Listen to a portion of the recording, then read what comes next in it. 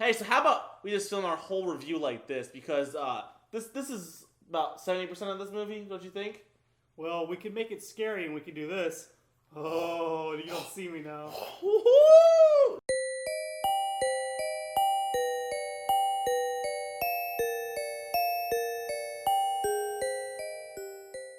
So we just watched Air, the first movie produced by Robert Kirkman, the creator of The Walking Dead, and it stars not only Norman Reedus from The Walking Dead. And man, this is a disaster of a film. In the near future, breathable air is non-existent, and two engineers tasked with guarding the last hope for mankind struggle to preserve their own lives while administering to their vital task at hand.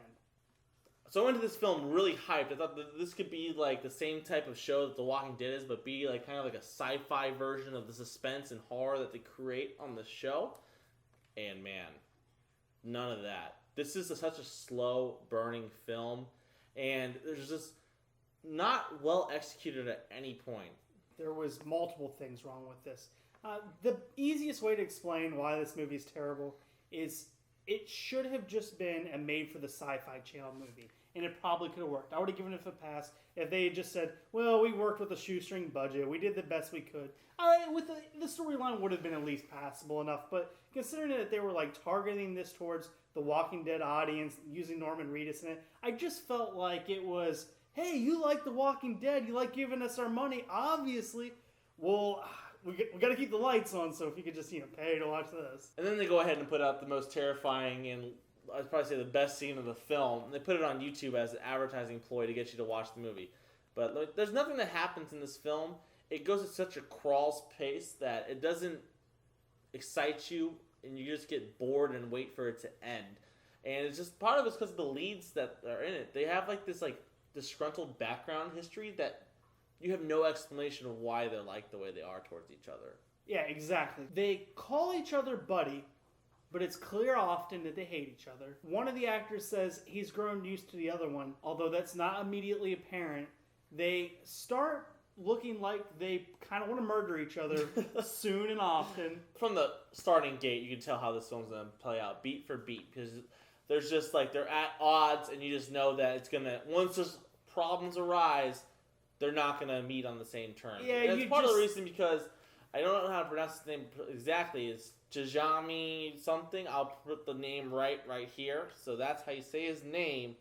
But he plays his role well, but he's like crazy, and like, he's been seeing like his fiance or wife or girlfriend. You know what it is, but whoever she is, it's annoying as shit every time she pops up on the screen.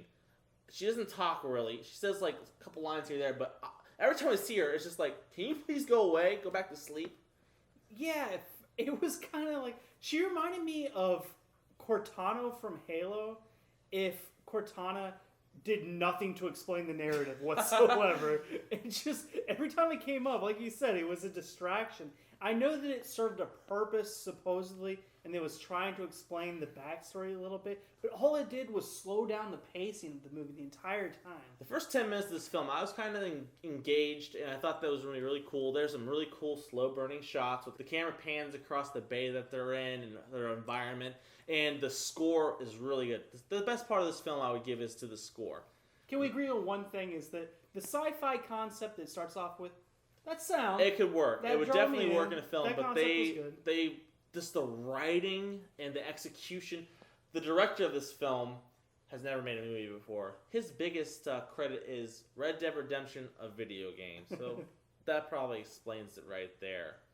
And what really didn't work for this film is that since the power fluctuates nonstop because they're going over extra time, blah, blah, blah, blah, it's like, here, we're filming the whole movie in a flashlight. It was really annoying and didn't look good, and it was just not executed well at all. It was too gimmicky. It was like the Blair Witch Project used the cam work that goes back and forth on it the entire time, but they were working on like a $200,000 budget, and it at least made sense why they were trying to do that. Yeah, but it just wasn't interesting to look at.